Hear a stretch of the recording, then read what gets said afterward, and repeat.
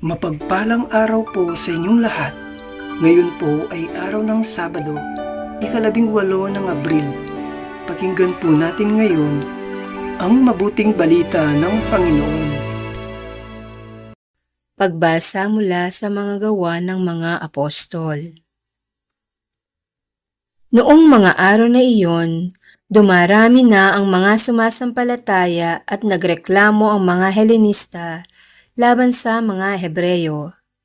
Sinabi nilang ang mga babaeng balo sa pangkat nila ay napapabayaan sa pang-araw-araw na pamamahagi ng ikabubuhay.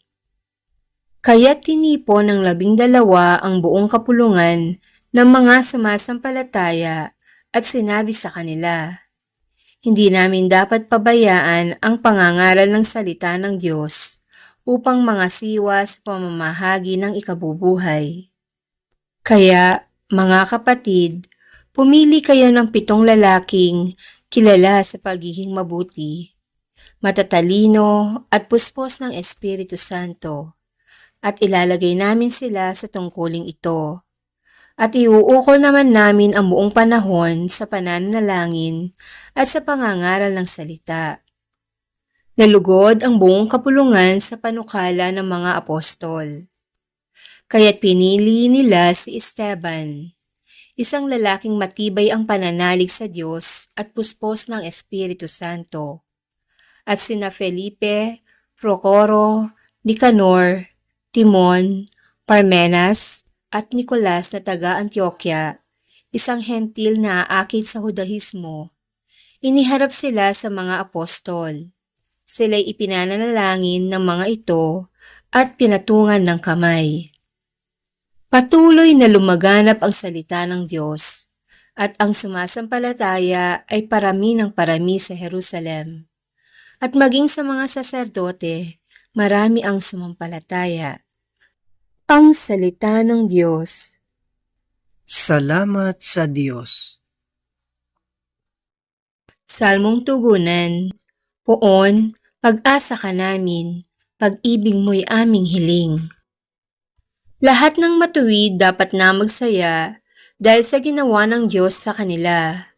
Kayong masunuri magpuri sa Kanya. Ang Panginoong Diyos ay pasalamatan.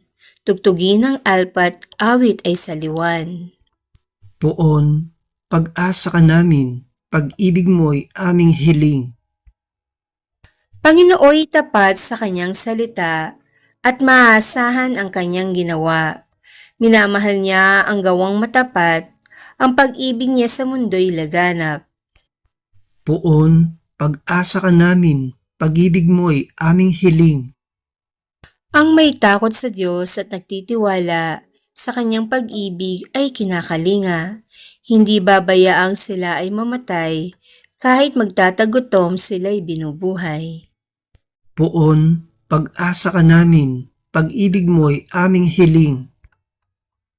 Aleluya, aleluya! Si Kristo'y muling nabuhay, Kanyang nilikha ang tanan, mga tao'y dinamayan. Aleluya, aleluya! Ang mabuting balita ng Panginoon ayon kay San Juan.